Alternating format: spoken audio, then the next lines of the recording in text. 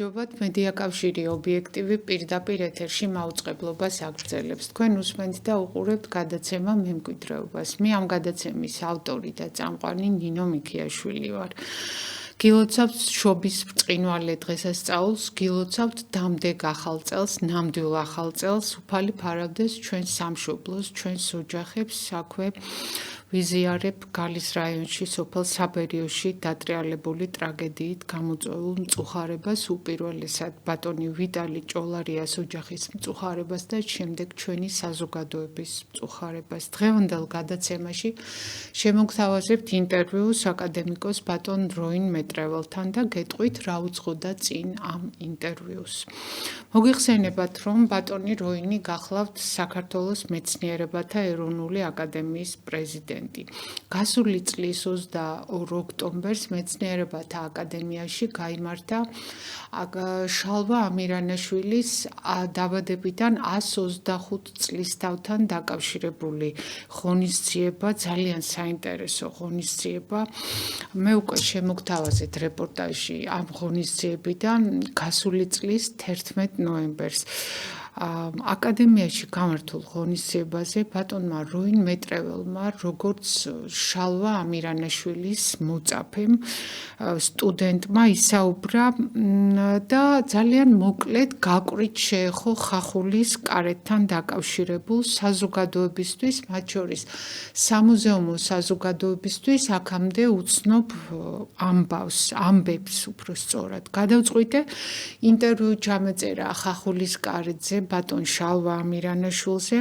მე რეკომენდაცია გამიწია ქალბატონმა ლია მელიქიშვილმა, რომელიც გახლავთ აკადემიკოსი და რაც ძალიან მთავარი და ყველაზე მთავარია, იგი გახლავთ ბატონი შალვა ამირანაშვილის ოჯახის წევრი.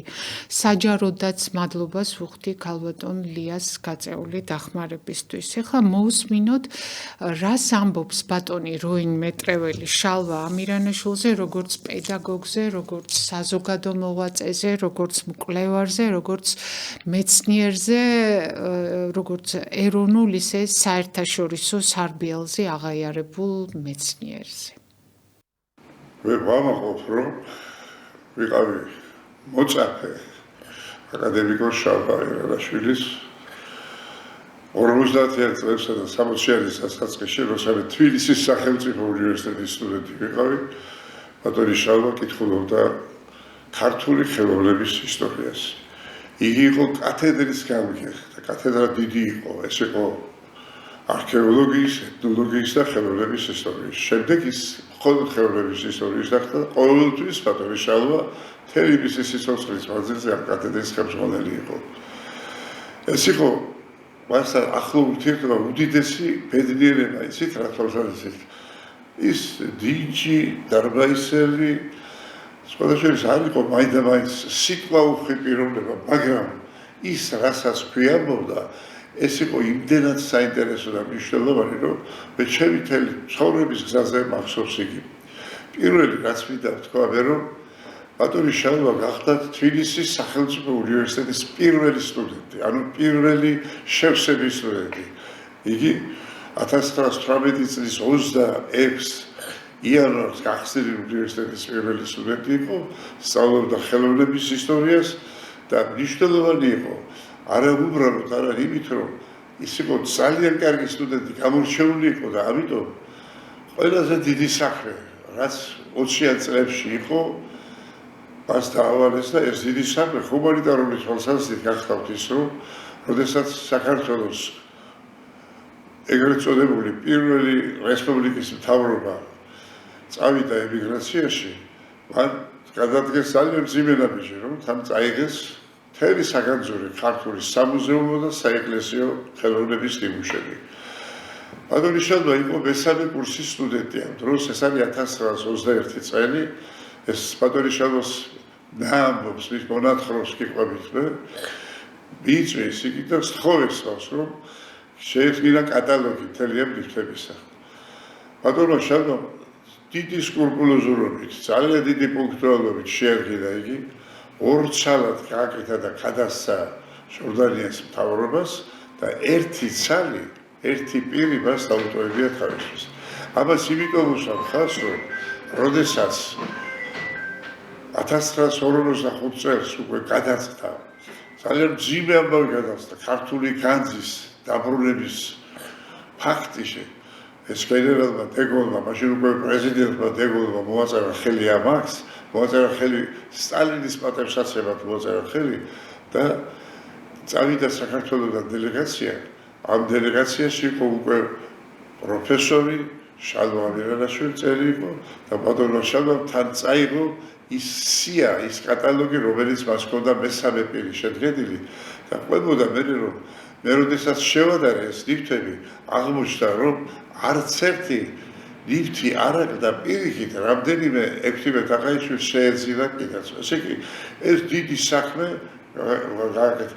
ხო მე აქ აღარ მინდა მეტი მაგრამ ერთი რამე ვთქვა აი ამ პერიოდში უკვე იმ ხების მიერ ტექსტის კონტექსტის შედგენისა და ოზურუს ახსნავდება დონიშალო გახდა დოქტორი პროფესორი და ერთ-ერთი ბრწყინვალე წარმომადგენელი ხელოვნების ისტორიისა მისი მკვლევარი საერთაშორისო მასშტაბით არა მხოლოდ საქართველოში იცით თბილისის უნივერსიტეტი ძალიან დიდ ყურადღებას აქცევდა ხელოვნებას ერთი რამ მინდა ფაქტად გითხრათ რომ 1919 წელს გაიხსნა თუ არა უნივერსიტეტი მისი პირველი რექტორის პეტრე მელიქიშვილის და მისი დამფუძნების ივანე ჯავახიშვილის თავმჯდომარებით პირველი საპატიო დოქტორი გახდა ნიკოდიმ კონდაკტოვი ეს იყო პროფესორი ხელოვნების ისტორიის მკვლევარი რუსი მკვლევარი რომელსაც უდიდესი დამსახურება ჰქონდა ქართული ძეგლების კვლევაში კერძოდ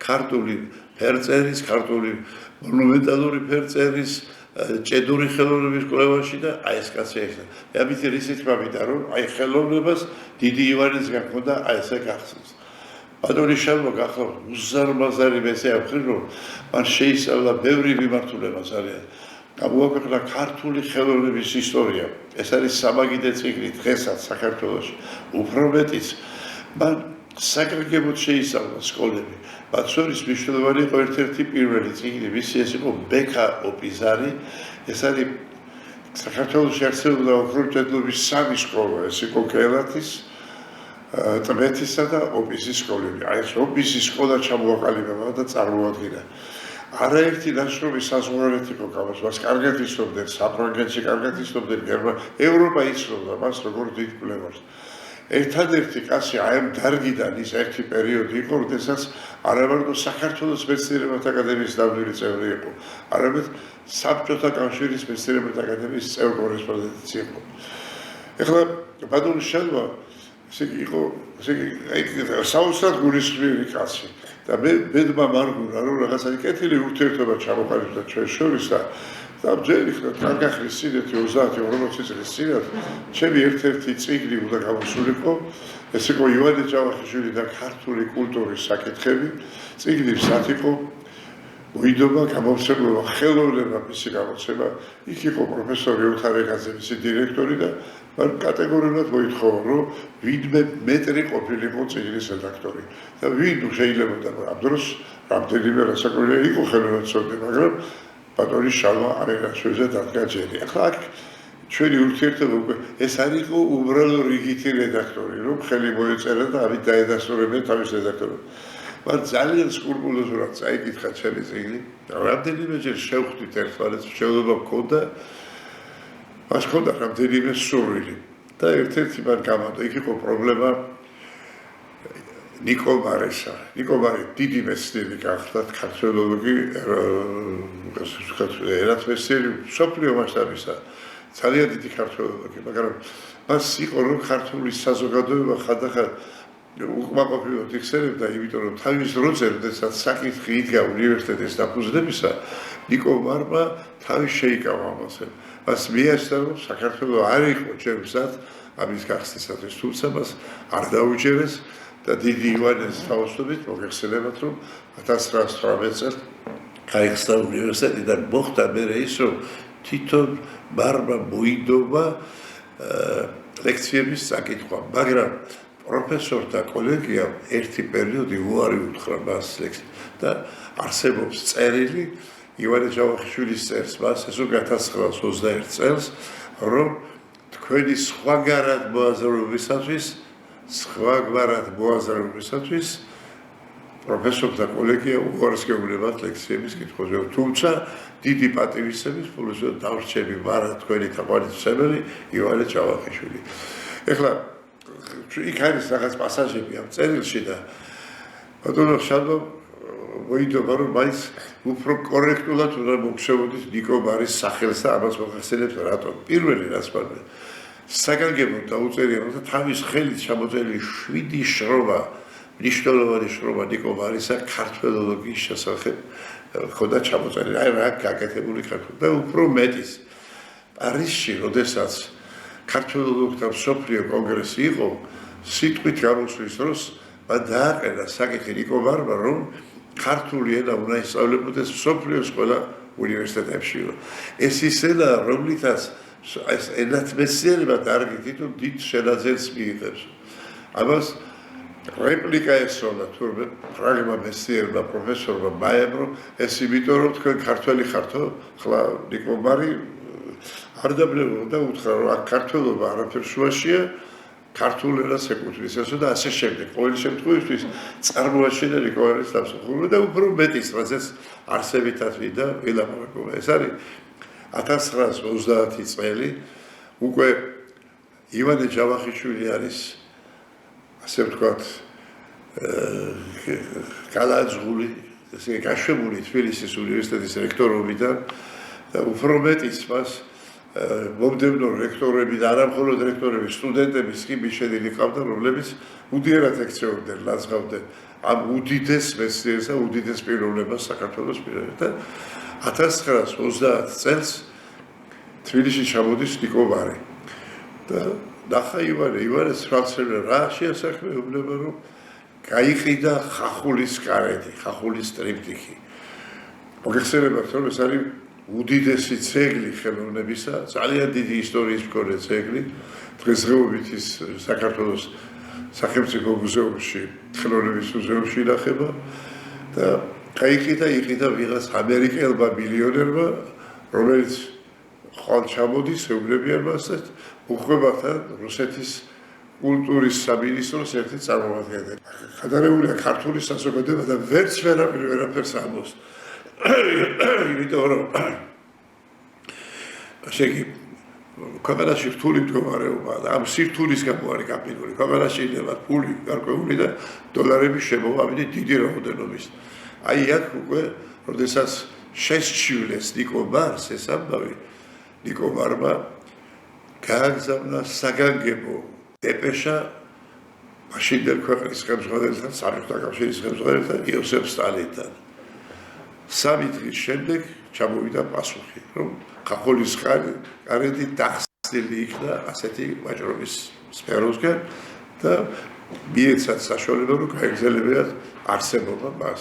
ეს იყო 1930 წელი და ბატონის შალვას გაგზელება მონათხრობისად. ამას ვიყვება მარის სასარგებლოდ ახლა უკვე ფაქტად მოიყოლა.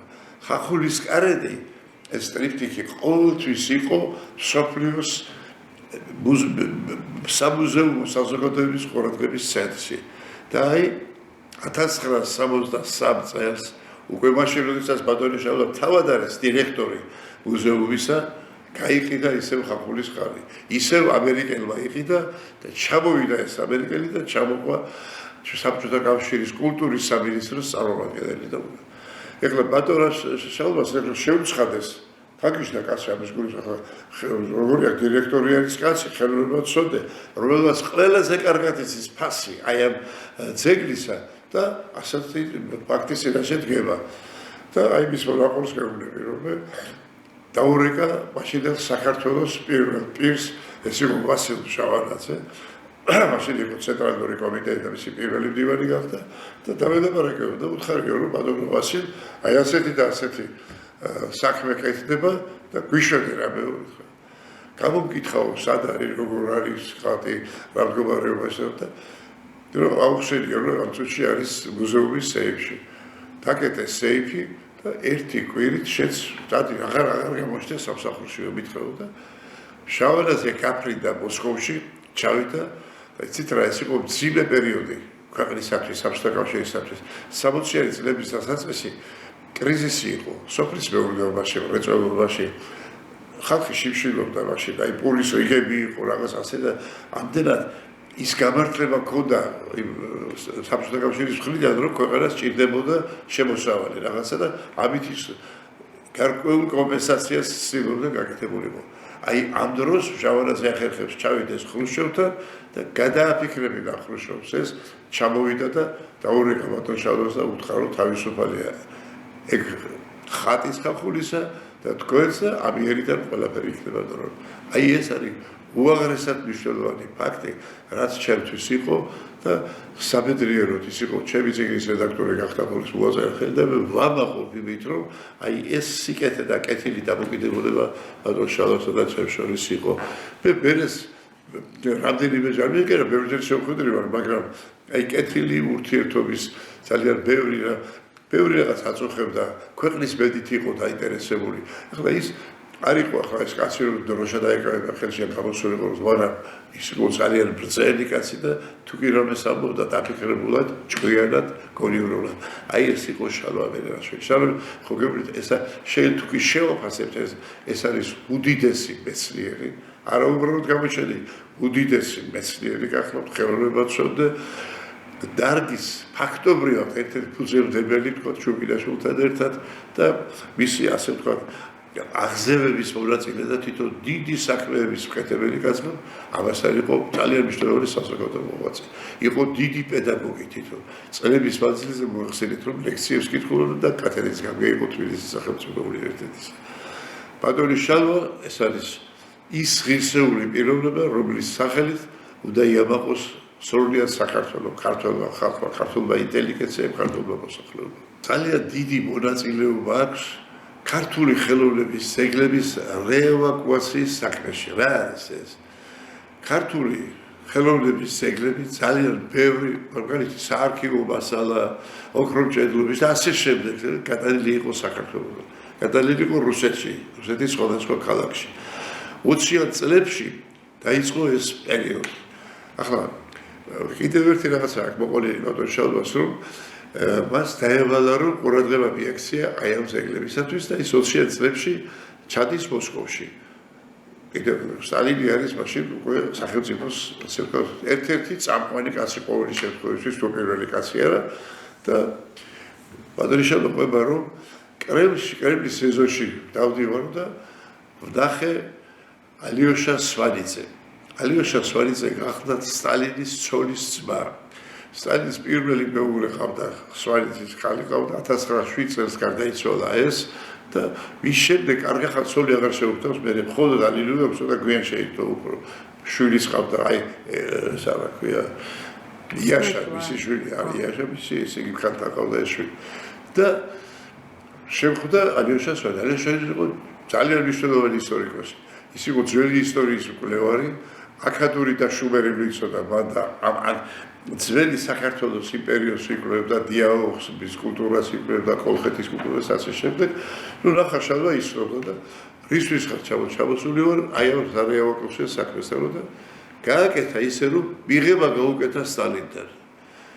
აი სტალინის მოახსენა ბატონო შალვამ რომ აი ჩვენ ამის რა თქმა უნდა ის ძალიან ესეთი ყურადღებით მოეკიდა ამ საქმეს და საკმაოდ დიდი ნაწილი აი ეს სამუზეუმო მაღალი კულტურის განძევლობისა ბატონმა შალვამ ჩამოიტანა.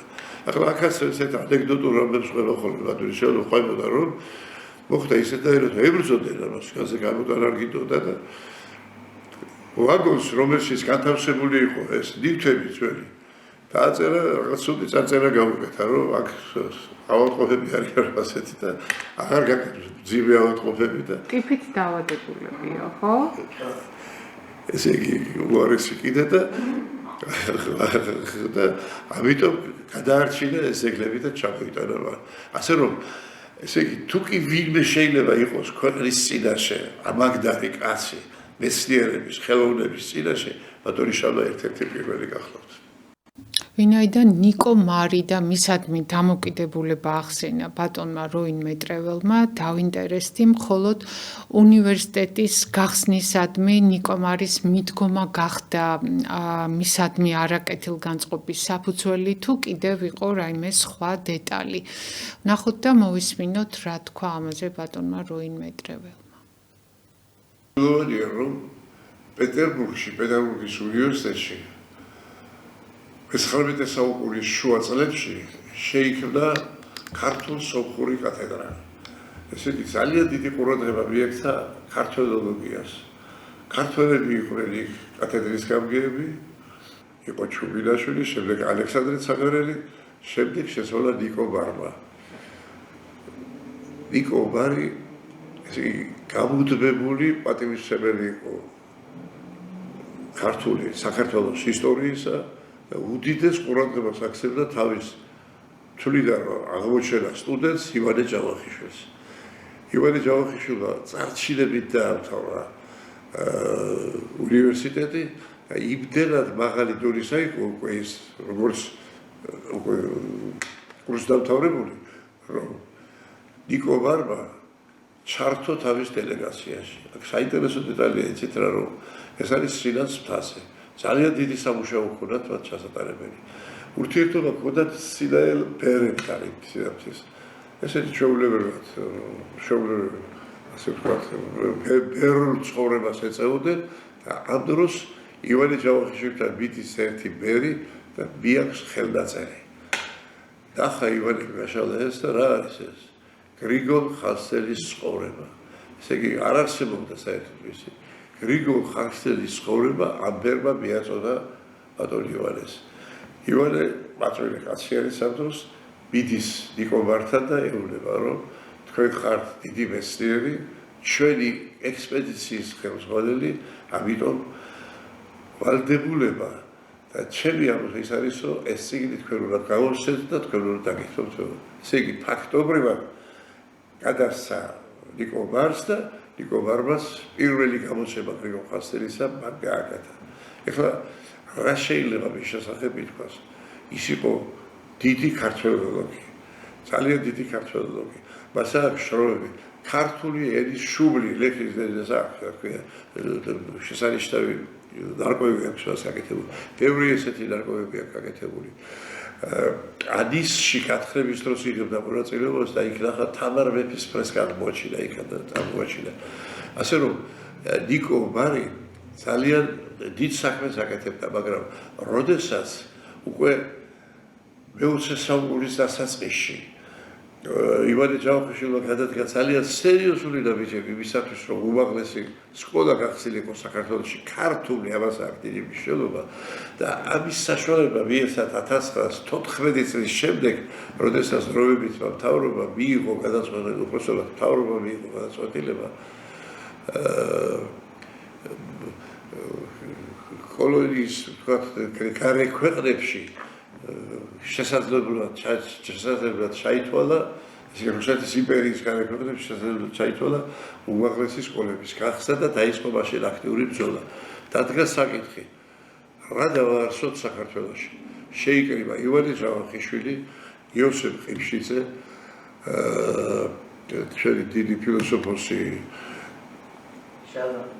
შალვა რუცუბიძე, აკაკი შანიძე და დაიწყეს მოლაპარაკება ამაზე.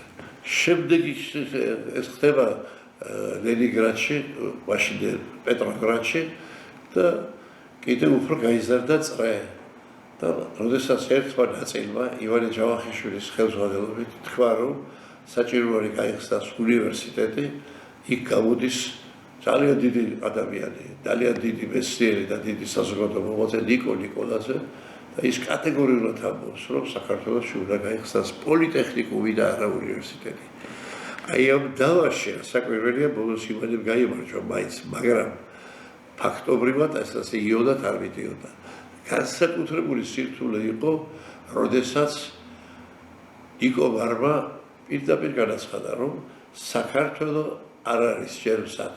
საკითხეს თუ რატომ, მან უპასუხა, რომ ყველა ჩემი მოწაფე ხართ თქვენ და თქვენ უნდა იყოთ იქა. ამიტომ მე ვიცი თქვენი დღევანდელი მდგომარეობა, რაოდენობა და მიმაჩნია რომ ჯერ საქართველოს არ არის მზად.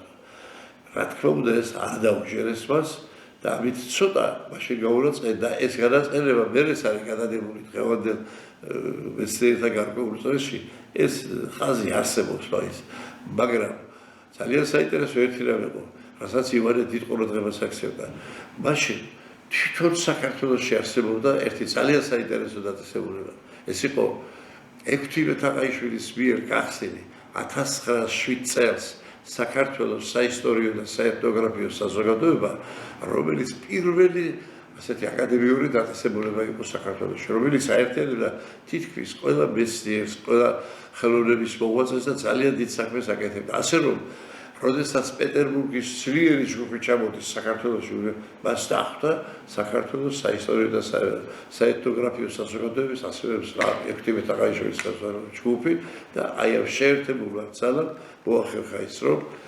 1918 წლის 26 იანვარს ხას უსვამთ ამას, იმიტომ რომ 26 იანვარი არის დავით აღმაშენებლის მოსახსენებელი დღე. რატო სჭირდებოდა ეს ივანეს? ამით ივანე ჯავახიშვილმა ხაზი გაუსვა რომ საქართველოში განათლება ეხლა კი არ იწყება უნივერსიტეტის გასწრებით, არამედ დავით აღმაშენებლის სახელთან არის დაკავშირებული. დავით აღმაშენებლის, რომელმაც თავის დროზე დააარსა გელათის აკადემია, ეს არის მე-12 საუკუნის დასაწყისი, 1006 წელი გახლავთ ეს დაწყება მისი და აკადემიის დაარსება. ეს აკადემია უნივერსიტეტი იყო, იმიტომ რომ იქ ისწავლებოდა 7 საუცილებელი საგანი, რაც უნივერსიტეტისთვის არის საუბნელო. თავისი რექტორი იოანე პეტრიც იქნა მოწვეული პირველ რექტორად და ასე შემდეგ. ჩვენ მე-15 საუკუნიდან ვადევნებთ თვალყურს ამას. ერთი საინტერესო დეტალის მინდა გითხრა.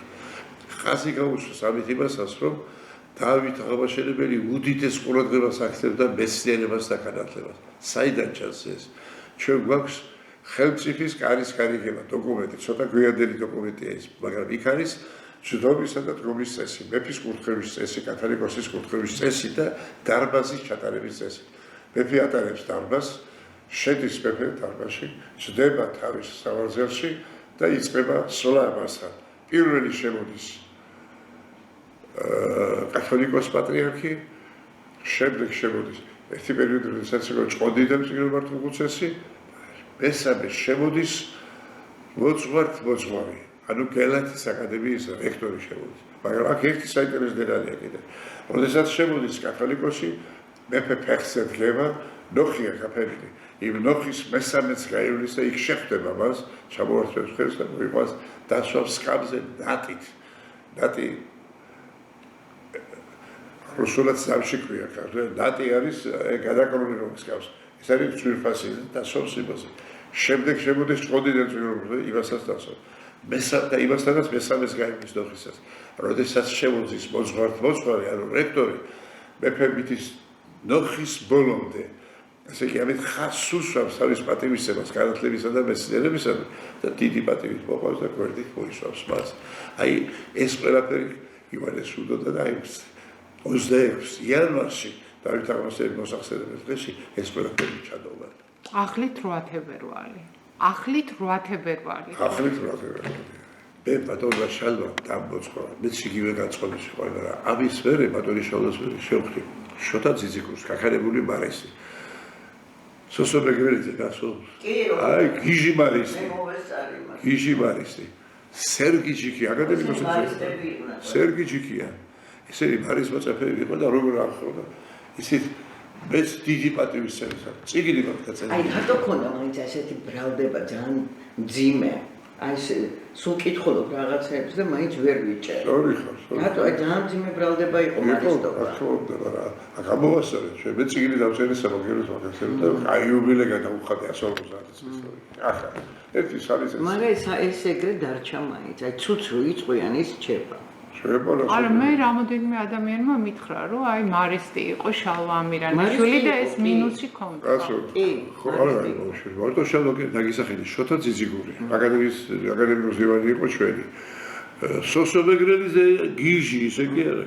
ახლა სოსო რა საინტერესო პაციენტი იყო იცით? სოსო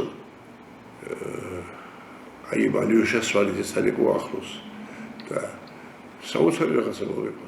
რაც არ ვიცოდი მე რომ ერთხელ მოსკოვში ვარო და სვანიძის შვილთან მივედი. ისიც ისტორიკოსი იყო, მაგრამ რაღაცა სკანდინავიის ისტორიას სწავლობდა ის. დაბადების სახში მივედიო და ცოლად დახვდა ვინ? სვეტლანა სტალინის ქალიშვილი. წარმოგიდგენია? ნუ ახლა მე რო ვიფიქრე, სისხლისმიერი არაფერი იყო მათ შორის, მაგრამ მაინც სამოცარი რაღაცა იყო რა, იმიტომ რომ 1000-იანი ხო და მე ცოტა კიდე ხურად ვდგები ამას ისე. ნიკო მარის როგორც მეცნიერის საქმიანობის ირგვლივ მე სამწუხაროდ არ მქონდა სათანადო ინფორმაცია და არც ახლა არ მაქვს ჯერჯერობით. წინააღმდეგ შემთხვევაში ეს ინტერვიუ გაცილებით საინტერესო იქნებოდა. ბატონმა როინ მეტრეველმა სტალინი არაერთხელ ახსენა. მას გამორჩეული როლი ჰქონდა საქართველოს კულტურული მემკვიდრეობის გადარჩენის საქმეში, რის დაკნინებასაც ცდილობენ, რასაკვირველია ჩემი აზრით და არა მარტო ჩემი აზრით. აღნიშნული საკითხისადმი პოზიციის გამოხატვავთ ხოლმე ბატონ როინ მეტრეველს. იგი აგარი დიდი შეცდომა, იმიტომ რომ სტალინს თავის ვირუსები აქვს და ეყოფა. ხელშეც ეკლესიაზე ცხოვრობენ. აი კურსში მუზეუმში ეყოლაფერი ბრძანება გამოცემული. ხელი არ ახლოთ ეკლესია უდრეებს იმას უყურეს, მაგრამ ეს პირველი სულელი ბოლშევიკები რო იყვნენ, ისინი ყველაფერს პარსავდნენ, რათაც რაღაცას უკეთებდნენ რამე. ახლა უფრო მეც გეტყვით მე თქვენ. საქართველოს 1811 წელს დაკარგა ავტოკეფალია და შეიქმნა საეგზარქოსო. 1917 წელს ურბნელმა ეპისკოპოსმა ლეონიდმა ისინი საფარის აღიარა, იმიტომ რომ ისა რევოლუცია მოხდა და იფიქრეს და გამოაცხადა რომ ავტოკეფალია. გაუჯამდნენ ძალიან ამას. ავტოკეფალიის მერე საჭირო იყო კათოლიკოს პატრიარქის არჩევა. არჩევნები რო დაინიშნა, ლეონიდი და კირიოლი იყრიდა კერს. კირიოლი აირჩიეს, ლეონიდი დაირჩიეს. კირიოლმა იცოცხლა გარკვეული დრო და არა ეს ამერ არის ამ დროს საინტერესო, ამასაც ლამაზი ისტორია აქვს, იმიტომ ლეონიდის ერთ წელიწადში ტიფიდან ემართა შავი და მოკვდა. მე იყო აღსარებელი ამბროსი აღსარებელი ხოდა მაგრამ ახალმოში არ არის საქმე. ეს ავტოკეფალია რუსეთი გაგვიჟავდა ამ დროს და არ აღიარა არც ერთმა გლობალურ სოფლიოსმა. პოლონეთმა აღიარა ავტონომიურად. ახლა აქ ავტონომიურობა და ავტოკეფალია განსხვავებულია. ახლა უბრალოდ რაშიც უბრალოდ რომ აი თქვენ რომ მიდიხარ დელეგაცია თუ ავტოკეფალური ხარ სამი კაცია თუ ავტონომიური ორი კაცი ძალიან ისეთი ტერმინი დაიწყო.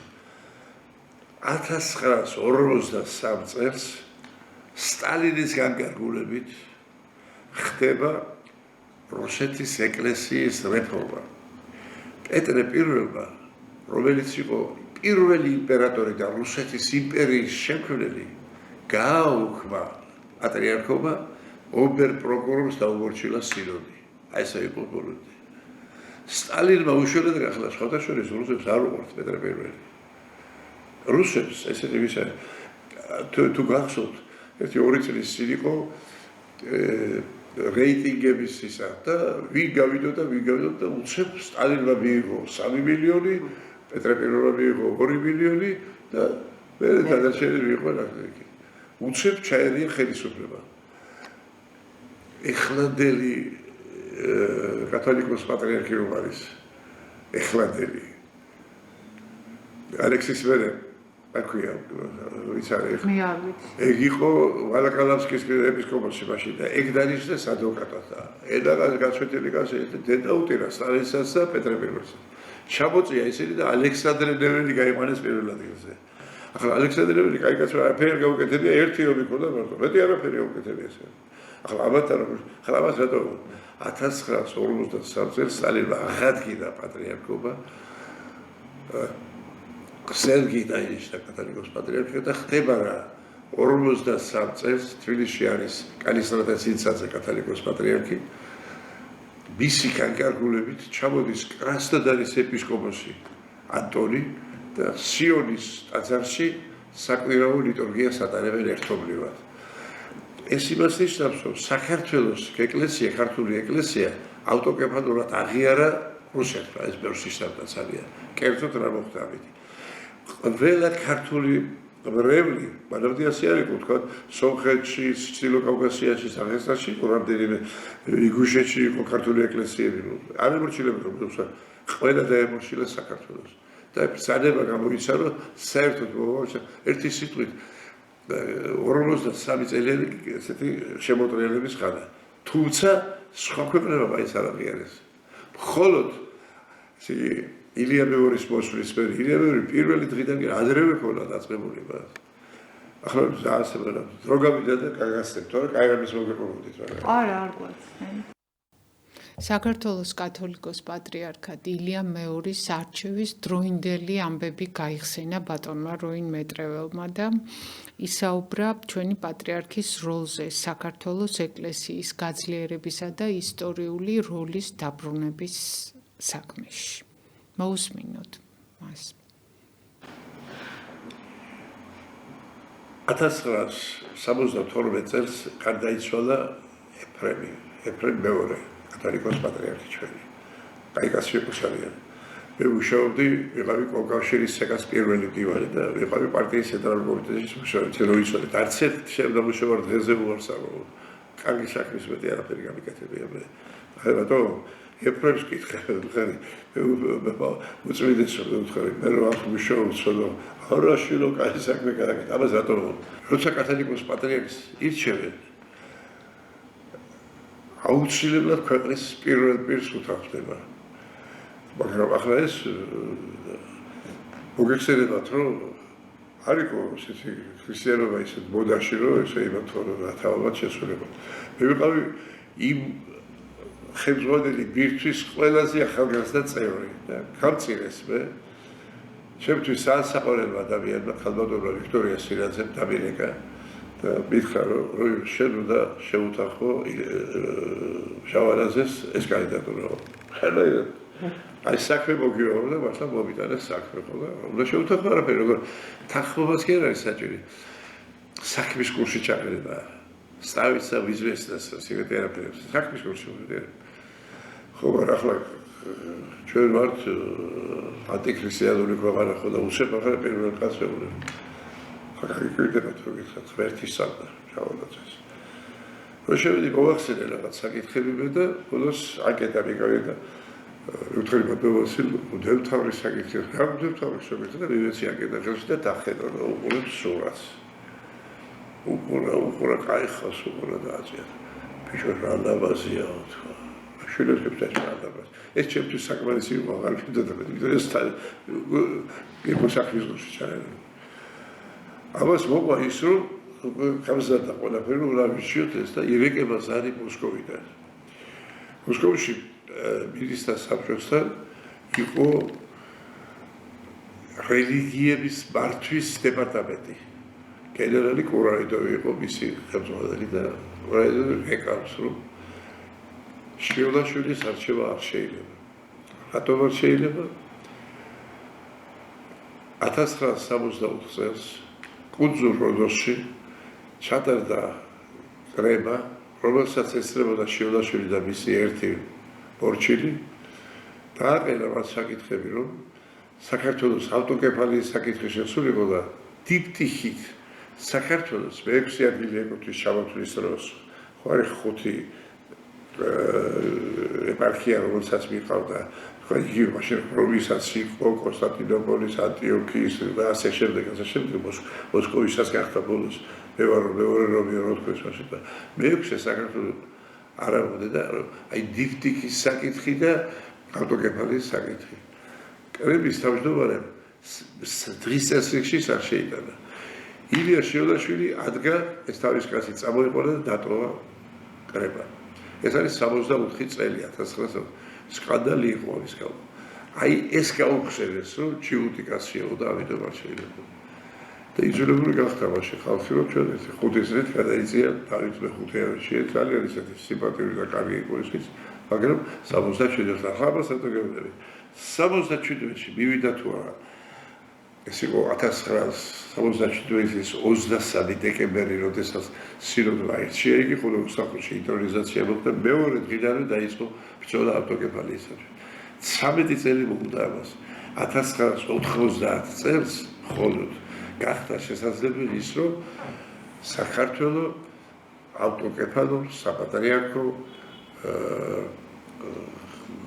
ეკლესიად გამოცხადდეს, ქრისტიანობად გამოცხადდეს. კერძოდ, ესე იგი, მიღებული იქნება დადგენილება, რომ საქართველო არის მეხუთე საუკუნიდან საეპისკოპოსო ავტოკეფალური, მე-11 საუკუნიდან საპატრიარქოს ჩაიწერა და მივიღეთ ჩვენ ეს რაყამი, ანუ სიგელი მივიღეთ ჩვენ და ამით ვსახურობთ დღეს. ეს არის ჩვენი ძალიან დიდი პატრიარქი სილია მეორის პირდაპირ დასაქმება.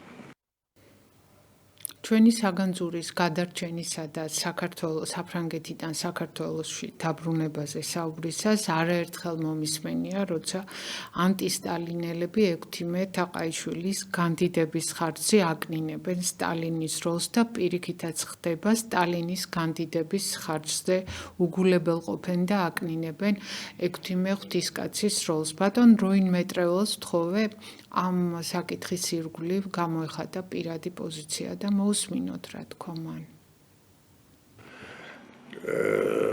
ძალიან საინტერესო არის. როდესაც განძის კატანის საკითხი დადგა, აი სულ აიცოდეს საზოგადოება. ექვთიმე თაყაიშვილის, ივანე ჯავახიშვილის არ ყოფილა მოუხრეობის. ეს იყო მთავრობისა, არ ვინა კონკრეტულად დავასახელოვის და ესი არ ვინა აკვიატებული ხდება, იმათი ძალიან დაჟინებული მოთხოვნა იყო და წაიდეს. რომ არ იყვნენ თანახმა, ეს დოკუმენტურად თუა დაფიქსირდა. არა, მე არ ვიცი რომ ეს დოკუმენტი ესე ვიცი, ძალიან ესე ხშირად ეს დაწერილი არის ბევრი ჩემი ვითარმა, მაგრამ დოკუმენტი არ მინახავს ვიების. ამას ვერ ციტყოდნენ ისინი, ყოდნენ კაცევნებოდნენ რომ არ გააკეთო და მაგას ვიდაგისაუბრეთ. არა ეს იცით მე ძალიან ბევრჯერ ვიფიქრე, რამდენად სწორი იყო დავიჯის განაცხადება, ეს ძალიან ისეთი თქვენ როგორ ფიქრობთ, რამდენი? არა, ნუ ახლა საბედიეროდ რა კი კარგად დამთავრდა, ამიტომ ვფიქრობ, ერთი რამე უნდა ვიცოდეთ ჩვენ. ესე იგი, ისე წაიღეს ეს, რომ ფაქტიურად ექვთიმე თავისი მეუღლე პატარასკაიას ჩავიდა ბათუმში და მე უთხრეს, რომ ხვალ გავართო უთხრეს და საღამოს ბულვარში რომ სეირნობს სანაპიროზე დაინახო რომ გები წავიდა თავისი ილი. ბარჟი დაიქირავა და გაეკიდა კონსტანტინოპოლში დაეწია. ეს იყო ერნეს რენარსი გები, რომლითაც წავიდა. იქედან გადაიტანეს სამხედრო გებზე ბიენხოა იყო ის მეორე გები და ჩავიდა მარსელში. მარსელში უკვე იცოდა რომ დიდი განძი მოდიოდა.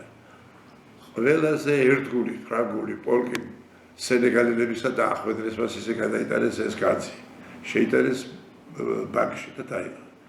1921 წლის განმავლობაში ვიხდით გადასახად ჩვენ. ერთი წლის მერე აღარ გადაგვიხდი არაფერი. ფაქტობრივად უფლება დავკარგეთ ჩვენ ამას. 1921 წელს გადატანილი იქნა პარიზში.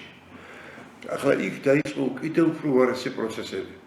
იქ გარდა იმისა დაიწყო საჩივრები და ვიღაცები ვითხოვენ, აქ გარდა სამუზეუმის იყო რამდენიმე თქვათ სუგდიდის, რამდენიმე ისე რა ქვია, ლიკანის გაძეულობები იყო. სერვისები იყო ისეთი და იყო ქალბატონი ობოლენსკაია, რომელმაც უჩივლა ექვთიმეს და უდოდა წაეღო ლიფტების. მაგრამ ექვთიმე მოიგო ესა. ამიტომ ექვთიმეს ვიძახე 8 წლიანი უდიდესი. ექვთიმე ერთადერთი იცოდა რომ პატრონის უფლება მაინც ექვთიმეს ჰქონდა. უვისოდ ხელს ვერ ახლებდნენ. შეუვალი. რამოდენიმე მათ შორის ამერიკიდან, ინგლისიდან ჩამოვიდა მუზეუმის დირექტორები და მოითხოვეს გვათხოვებო და ცოტა ხელს გამოფრეთ. კატეგორიული უარი უთხრა. არავის თუ გავიდა, არავის კატეგორიული. ისე რომ არის სწორი ხადახაკეთ. ის რაც იყო სამუზეუმო, რაც იყო საეკლესიო, ის ქონება არაფერი არ მოკლებია იმას, არაფერი არ მოკლებია იმას. აქ ექვთიმე უგაჭირვებულეს ცხოვრობდა. თხახავდა ექვთიმეს. იმ თხის ძით იკვებებოდა და თავისო ძალიან უერთგულა. მეუღლე ყავდა ივანე პატარასკაიას ქალიშვილი, ნინა პატარასკაია, აი რომელიც რთულად მოხდა მაგათი ქორწინება, ხა ეს არის საინტერესო, მაგრამ ეს ხალი გამოდგა ძალიან ერთგული ქმრის და საქმის თვითონ. და მე ავადმყოფი ხალი იყო. 33 წელს დაიღუპა, გარდაიცვალა ის ხალი და უკვე მარტო დარჩა. უგაჭირვებულ მდგომარეობაში იცით რომ საჭმელი რო არ ქონდა მეზობელს ვიწერა განცხადება რომ თქვენ რო სადილს გააკეთეთ იქნება ერთი ულუფით მეტი გააკეთეთ და გადაგიხდით რომ აი ამ დონეზე იყო ასე რომ 16-ს დაუფასებლობა არ შეიძლება, მასა გუზარმაზარი ღვაწლი. მაგრამ რეალურად რა ხდება ხო? ეს არის 54 წელი, როდესაც იშლება საბჭოთა კავშირის ელჩი საფრანგეთში და ბაგობოლოვი ინიშნება ელჩად. ეს რომ კეთილდების კაცი აღმოჩნდა იმისა, რომ ახლა ურთიერთობა დაიჭირა ექვთიმებასთან და გააკეთა ძალიან საინტერესო განცხადება, სადაც დაასაბუთა ამ განძის საქართველოს შესახების აუცილებლობა და მანამდე 1928 წელს შეხვდა შანიძეს და გიორგი ახვლედიანს, რომლებიც ჩავიდნენ პარიზში და უთხრა, თქვენ რო ეს განძი არ წაიღოთ, მოვგანით, მაგრამ მოიძახოდა. კაცი იყო გადაფენილი ამ განძი. ამიტომ მაგისთან ერთი პერიოდი განძის ნაწილი პარიზში დავალეს და გამში და იმაში ხოდა ძალიან ბევრი გაჭირვება გადაიტანა. მაგრამ ბაგაბოლოვმა ეს განცხადება შეუტარა დეგოლს. აი ხოდა ბედია მაინც რაღაცა. დეგოლი ემზადება სტალინთან შეხვედრისათვის. და ყველაზე დიდი პრეზიდენტი რა იქნებოდა და დეგოლმა ვერ გააცნობიერა რა იყო ეს. რომ მიუტანეს უპირობოდ მოაწერა, ამის უფლება არ ჰქონდა. მოაწერა რომ განძი გადაეცით საქართველოს. ხელი მოაწერა პირდაპირ და პრეზიდენტის ბრძანებით მოხდა გადმოცემა. მაშინ წავიდა აქედან დელეგაცია, პეტრე შარია იყო ასეთი კაცი, რომელიც ხელმძღვანელობდა დელეგაციას. შედიოდა რამდენიმე კაცი მათი მათ შორის იყო ბატონი შალვაც. იქ ზოგიერთი სხვა იმის წარმომადგენლებიც იყვნენ. ხო, საჭირო ხალხი ვიცი იყო ეს და რამდენიმე პერიოდში გამოუხას ვიდეო და გადათვლა გამზადება ამისი და სადღაც 45 წლის აპრილში უკვე ჩამოფრინდა თვითონ და ჩამოიტანა. ექვთიმე, ახლა ეგ ეს საინტერესოა იცით? რომ ვიდივართო და უკვე ობია, ამიტომ პირდაპირ რომ ჩავიდე ჯერ ქაიროში, ქაიროდან რომში და რომიდან მოფრინდა რა. და რომ შევიდე, გავინახეს რომ დახევრებებაც ვიყო და იქ უყიდეს რაღაცა, ჩააცვეს ისე და ჩამოიყვანეს ისე. ასე რომ ექვთიმეს ესე უგულებელყოფაში ეს არის ძალიან დიდი ქართველი, დიდი მოღვაწე, მეცნიერის დიდი იყო და ძალიან საინტერესო პიროვნება. მაგრამ სტალინს თავისი დიდი როლი აქვს. და მაინც საფრანგეთს ეკუთვნოდა უკვე მაშინ. ახლა რასაუბრს? ახლა მე გეტყვით, რასაუბრს ექვთიმე. სტალინს სანთელს უთებელო პარიზში. სტალინმა გადაგვარჩინა მოიძახოდნენ იქ.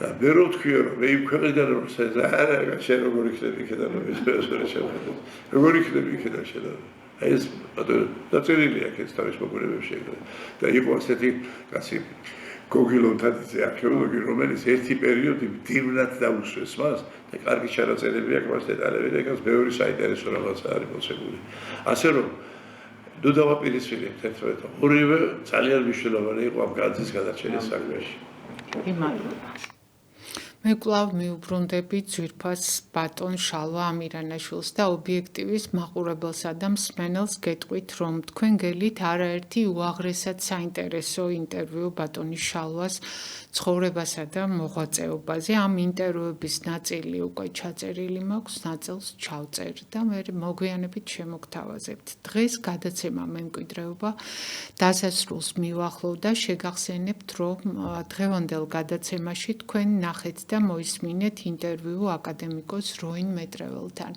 მე ამ გადაცემის ავტორი და წამყვანი ნინო მიქიაშვილი მომდევნო გადაცემამდე გემშვიდობებით. კარგად გრძანდებოდეთ.